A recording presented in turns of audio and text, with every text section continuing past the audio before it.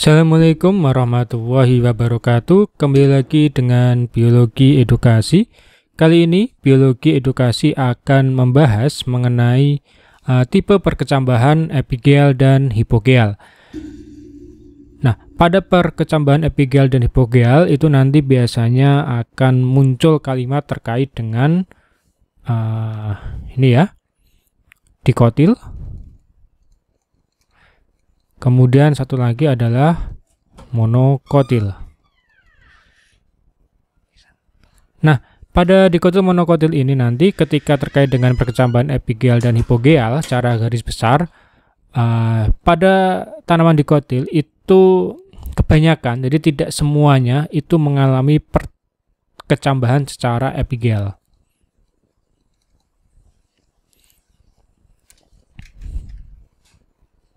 Jadi pada umumnya itu perkecambahannya adalah epigeal, sedangkan pada monokotil umumnya itu adalah hipogeal. Tetapi tidak semua tumbuhan dikotil maupun monokotil, terutama yang dikotil itu mengalami pertumbuhan epigeal. Nanti kita akan contohkan bagaimana pada tanaman dikotil itu mengalami perkecambahan secara hipogeal. Jadi ini disclaimer dulu bahwa perlu diingat-ingat bahwa tidak semua tumbuhan dikotil itu mengalami perkecambahan secara epigeal. Ya, jadi tidak semua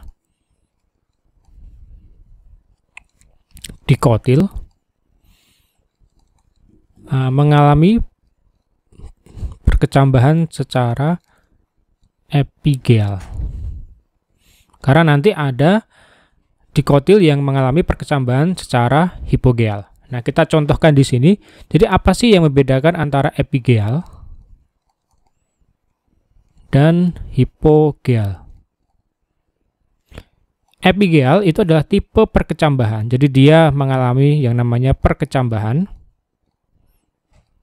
Ya, jadi perkecambahan di mana pada perkecambahan pada epigeal itu kotiledon terangkat ke atas.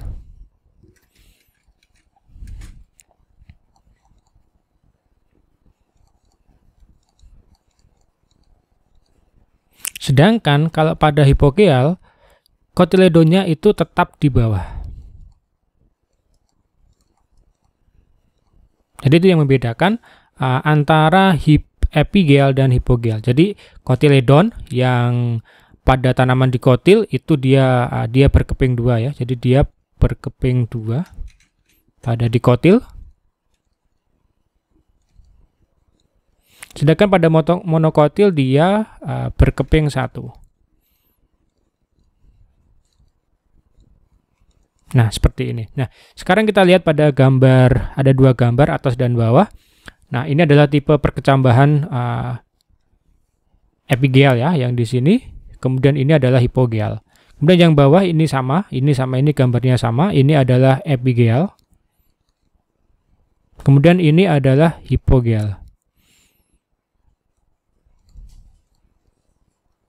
Nah, apa yang menarik pada gambar ini bahwa kita lihat pada tanaman, kita bahas dulu yang epigeal dulu ya. Nanti untuk perbedaannya akan saya jelaskan kenapa kok dikotil itu tidak semuanya mengalami perkecambahan secara epigeal. Nah, kita bahas epigeal. Epigeal ini kebanyakan umumnya itu terjadi pada tanaman dikotil. Jadi kebanyakan adalah tanaman dikotil yang mengalami perkecambahan epigeal. Kita lihat di sini bahwa ini adalah bijinya. Nah, kemudian dia mengalami perkembangan. Ini adalah hipokotilnya. Kita tahu bahwa hipokotil itu adalah bakal dari batang bagian bawah. Jadi hipogeal ini adalah bakal batang bagian bawah. Kemudian ini adalah radikula. Radikula itu nanti dia akan membentuk akarnya ya. Jadi ini adalah akar. Jadi nanti akan terbentuk akar yang berasal dari yang namanya radikula. Kemudian yang terjadi pada kotiledon ini adalah dia ikut naik ke atas ini. Kita rubah aja. Jadi dia kotiledonnya ikut terangkat ke atas ini. Nah, seperti ini adalah kotiledonnya. Dia terangkat ke atas. Kemudian di sini ada yang namanya epikotil. Epikotil kalau kalian masih ingat pada materi sebelumnya, yaitu bahwa epikotil itu adalah bakal batang bagian atas. Ya, bakal batang bagian atas. Jadi bukan batang, tapi dia sebetulnya dia masih bakal ya, bakal batang bagian atas. Nah, bakal daunnya itu dinamakan dengan plumula. Jadi ini bakal daunnya nanti namanya adalah plumula. Nah, di sini yang membedakan pada epigel dan hipogel adalah tipe dari kotiledon ini. Pada epigel dia terangkat ke atas, sedangkan pada hipogel itu tetap berada di bawah ini. Jadi kotiledon pada hipogel itu selalu ada di bawah. Nah, kita lihat bahwa pada sebelah kanan ini adalah tanaman apa kira-kira? Ini adalah tanaman dikotil. Pada tanaman terutama adalah contohnya adalah kacang kapri. Nah, taruh di sini aja ya. Nah, kacang kapri, kacang polong, itu dia mengalami perkecambahan secara hipogel. Padahal kacang-kacangan itu dia termasuk ke dalam tanaman dikotil. Nah, inilah mengapa bahwa tanaman dikotil itu tidak semuanya mengalami perkecambahan secara epigel, tetapi ada juga yang mengalami hipogel. Kita lihat di sini terjadi percabangan. Kita tahu bahwa ciri khas dari dikotil itu ketika dia berkecambah, kemudian menjadi lebih dewasa, itu dia daunnya mengalami percabangan seperti ini. Maka ini adalah dikotil. Contoh lain misalnya adalah pada mangga, biji mangga. Kalau kalian pernah melihat biji mangga, itu dia mengalami perkecambahan secara hipogel. Padahal mangga itu adalah tanaman dikotil.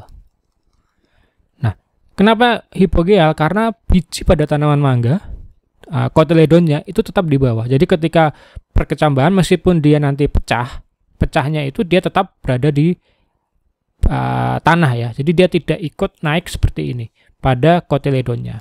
Itulah kenapa ini perlu diingat-ingat bahwa tanaman dikotil tidak semuanya mengalami perkecambahan secara epigel. Ada juga yang hipogel. Nah, sekarang kita bahas yang hipogel. Hipogel secara umum hampir semua ya, saya boleh bilang bahwa hipogel itu semuanya mengalami perkecambahan secara hipogel, yaitu pada tanaman monokotil. Semua tanaman monokotil pasti mengalami perkecambahan hipogel. Dimana contohnya dia adalah pada jagung, di mana pada tanaman jagung, biji jagung itu mengalami perkecambahan secara hipogel. Ini ada namanya coleoptil. Kemudian ada radicula. Nah, masih ingat bahwa coleoptil itu adalah dia pelindung dari plumula. Jadi dia sebagai pelindung. Nah, radicula itu nanti ada pelindungnya lagi yang dinamakan dengan Coleorhiza. Coleorhiza. Kalau masih lupa mengenai apa itu Coleorhiza, Coleorhiza adalah pelindung dari radicula pada tanaman biji pada tanaman monokotil ya, monokotil. Kalau masih bingung bisa nanti dilihat pada video sebelumnya. Nah, jadi pada perkecambahan yang terjadi pada monokotil yaitu hipogel itu selalu seperti ini. Jadi bijinya tetap di bawah. Kemudian coleoptilnya nanti sebagai pembungkusnya ini nanti kemudian ini adalah bakal daunnya, nanti daunnya akan muncul. Nah, di sini kadang kita melihat bahwa tanaman jagung ketika berkecambah di awal-awal itu ada kayak selaput pembungkusnya pada awal mula pembentukan pada kecambah jagung. Nah, itulah yang dinamakan dengan coleoptil ini. Nah, jadi dia dinamakan dengan coleoptil. Sedangkan yang pada bagian akarnya itu ada pelindungnya namanya Coleorhiza.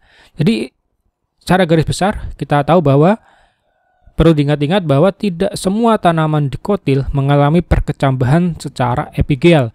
Namun ada tanaman-tanaman tertentu yang mengalami perkecambahan secara hipogel pada tanaman dikotil.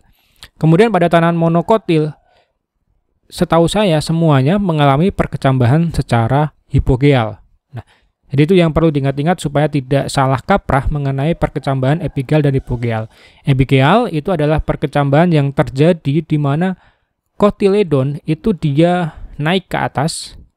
Kemudian kalau hipogel itu kotiledonnya tetap di bawah. Itu adalah perbedaan dasar dari epigel dan hipogel. Semoga membantu untuk mempelajari perbedaan epigel dan hipogel. Sampai jumpa pada materi-materi berikutnya di Biologi Edukasi. Wassalamualaikum warahmatullahi wabarakatuh.